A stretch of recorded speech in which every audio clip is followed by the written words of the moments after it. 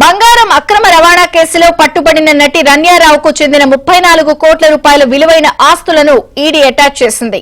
Bengaluru Victoria లేఅవుట్లోని ఇల్లు, అర్కావతి లేఅవుట్లో స్థలం, తమకూరులో పారిశ్రామిక స్థలం, అనేకల్ తాలూకాలోని వ్యవసాయ భూమిని అటాచ్ చేశామని ఈడీ అధికారులు ప్రకటించారు. దుబాయ్ నుంచి 12 కోట్లకు పైగా విలువైన బంగారాన్ని తెస్తూ ఏడాది మార్చి 3న కెంపెగౌడ విమానాశ్రయంలో రన్యారావు పట్టుబడ్డారు. ఈ కేసులో రన్యారావు మరో 2 అరెస్ట్ అయ్యారు.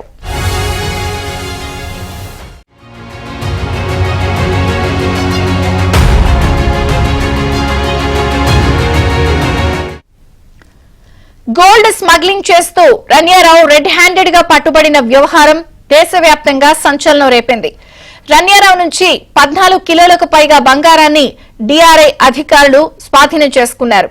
గోల్డ్ స్మగ్లింగ్ ర్యాకెట్ పై సిబిఐ, డిఆర్ఐ అధికారుల ఫిర్యాదును పరిగణలోకి తీసుకున్న ఈడీ రన్యారావుపై కేసు నమోదు చేసి ముమ్మర దర్యాప్తు చేస్తోంది. గోల్డ్ స్మగ్లింగ్ సిండికేట్ లో రన్యారావు చురుకైన పాత్రను గుర్తించిన ఈడీ తాజాగా ఆమె ఆస్తులను జప్తు చేసింది.